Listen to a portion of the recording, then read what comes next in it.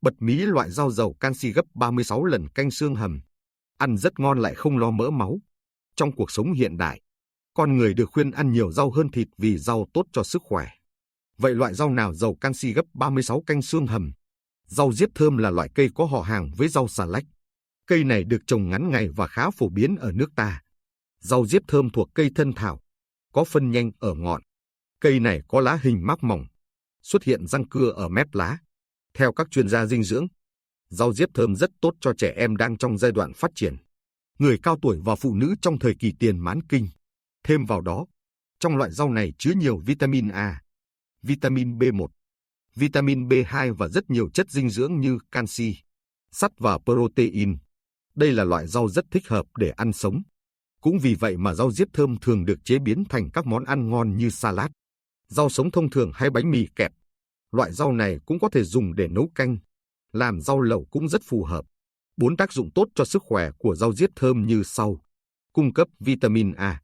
Rau diếp thơm là chứa nguồn vitamin A dồi dào. Không những vậy, lượng lớn beta-carotene trong rau diếp thơm cũng được chuyển hóa thành vitamin A khi tiêu thụ. Nguồn khoáng chất dồi dào. Không chỉ giàu vitamin, rau diếp thơm còn có chứa một nguồn khoáng chất phong phú như canxi, magie và kali, sắt, đồng, manga. Các khoáng chất này giúp kích thích quá trình trao đổi chất trong cơ thể. Kali giúp điều chỉnh sự cân bằng của các chất dịch cơ thể, từ đó ổn định huyết áp và cải thiện sức khỏe tim mạch. Độ chắc khỏe của răng và xương cũng được tăng cường nhờ có lượng lớn canxi trong rau diếp. Sắt và đồng là yếu tố quan trọng trong quá trình sản sinh các tế bào hồng cầu trong cơ thể.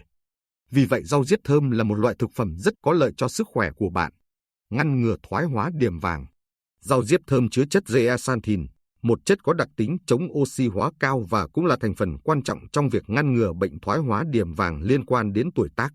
Đây là loại chất cơ thể không tự sản sinh được mà chúng ta phải bổ sung chúng từ các chất dinh dưỡng có trong nguồn thức ăn tiêu thụ. Sức khỏe thị lực do bị thoái hóa ở điểm vàng võng mạc được cải thiện rất nhiều nhờ lượng lớn các chất zeaxanthin này.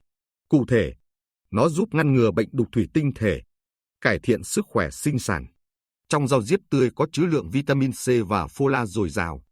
Fola có tác dụng hiệu quả trong việc duy trì sức khỏe của thai nhi. Fola giúp làm giảm các nguy cơ biến chứng như dị tật bẩm sinh. Cũng nhờ có lượng fola mà rau diếp cũng giúp cải thiện sức khỏe sinh sản ở cả phụ nữ và nam giới. Chắc xương. Các nhà khoa học đã chỉ ra rằng vitamin K hỗ trợ rất lớn và đóng vai trò đặc biệt quan trọng trong việc tối đa hóa sự chắc khỏe của xương nhờ vào khả năng tích lũy canxi hiệu quả. Chúng giúp cơ thể ngăn ngừa các bệnh về xương như loãng xương, đau nhức xương khớp. Tăng cường vitamin K có trong cơ thể thông qua việc tiêu thụ rau diếp. Hệ xương của bạn sẽ chắc khỏe hơn, đồng thời phòng ngừa bệnh loãng xương.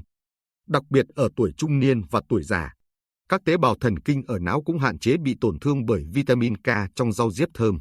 Do đó nó cũng giúp ích trong việc ngăn ngừa bệnh Alzheimer. Cách chế biến loại rau diếp thơm đơn giản, ngon miệng. Rau diếp thơm xào gà nấm làm nhanh cho bữa cơm chiều. Để tránh nhàm chán và nhạt miệng vì những món ăn quen thuộc, các bạn có thể nhanh chóng làm món rau diếp thơm xào gà nấm cho bữa cơm chiều sau một ngày bận rộn. Nguyên liệu rất đơn giản. Nguyên liệu: 500 g rau diếp thơm, 2 chiếc đùi gà, 5 tay nấm hương khô, 3 tép tỏi. Gia vị: hạt nêm, dầu ăn, dầu hào. Cách làm: Bước 1. Rau diếp thơm rửa sạch cắt làm đôi. Đùi gà lọc lấy phần thịt rồi thái lát. Nấm hương ngâm nở thái lát. Bước 2. Đun nóng một ít dầu ăn trong chảo.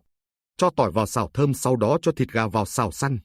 Nêm thêm chút hạt nêm, dầu hào vào cho thấm gia vị. Bước 3. Thêm nấm hương vào đảo qua. Thành phẩm trông không đặc biệt nhưng vị giòn ngọt và thơm lừng căn bếp. Bước 4. Đổ rau diếp thơm vào đảo chung khoảng 2 đến 3 phút ở lửa lớn cho chín rồi nêm lại gia vị cho vừa ăn là xong.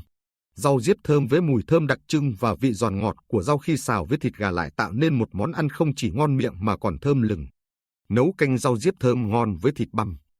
Nguyên liệu: 500 g rau diếp thơm, 200 g thịt bằm, 2 quả cà chua, hành lá, dầu ăn, muối, bột ngọt, hạt nêm. Cách làm: Bước 1. Sơ chế nguyên liệu nấu canh rau diếp.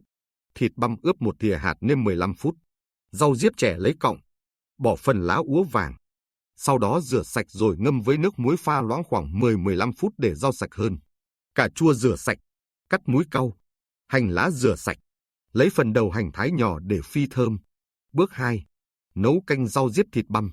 Chúng ta đặt chảo lên bếp, cho một chút dầu ăn vào. Khi dầu nóng, cho đầu hành vào xào, có thể thay thế bằng hành tím.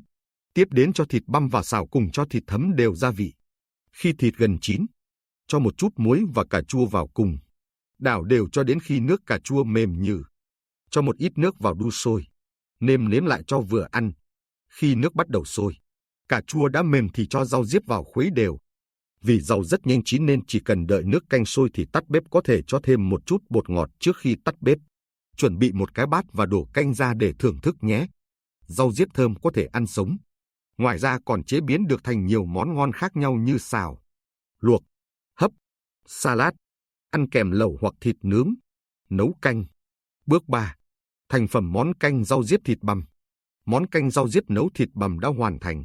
Nước canh có vị ngọt thanh mát, màu xanh của rau diếp và màu đỏ của cà chua thật bắt mắt. Đặc biệt, rau diếp vẫn giữ được độ giòn và tươi. Vậy là chỉ với vài nguyên liệu đơn giản, chúng ta đã có thể tự chế biến món canh vừa ngon vừa rẻ cho bữa cơm gia đình rồi. Ngoài ra, chúng ta cũng có thể tận dụng nước luộc gà, nước xương để nấu canh rau diếp. Món canh rất nhẹ nhàng, thanh mát và lạ miệng. Bạn hãy thử chế biến các món ăn từ rau diếp thơm cho bữa cơm hàng ngày gia đình mình nhé.